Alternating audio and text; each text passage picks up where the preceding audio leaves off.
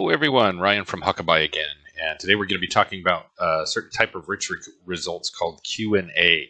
Now these Q&A rich results are not meant to be confused with FAQs. That's an entirely different article, and we will touch on that here in a second. So what is a Q&A? First of all, if you ask a question or you type something in, and for instance, we'll do lightning cable stuck in iPhone. What you get is this rich result right here that shows 32 answers.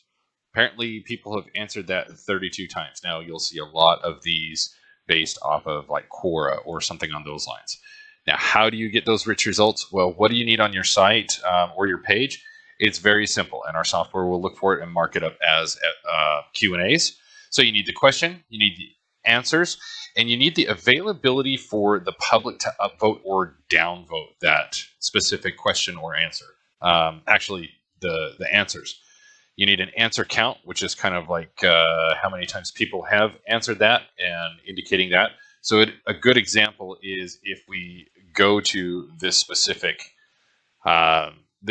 page, it says it's answered. There's comments on there, and you have a score. There's 3 more comments. So you have a total of 7 answers here. That's where it picks up how many are answered on that specific question. And the accepted. So you'll notice if we go back here, the chosen solution right here, that's the accepted answer. So simple, all you need is questions, answers, the upvote, downvote, answer count, and accepted or suggested answers. If you have other questions about other types of rich results and how you get those, you can always go to support.huckabye.com and click on the rich results section right here. And we'll have a lot of different articles and videos in regards to those and how to get them. So thanks for watching. We'll see you soon.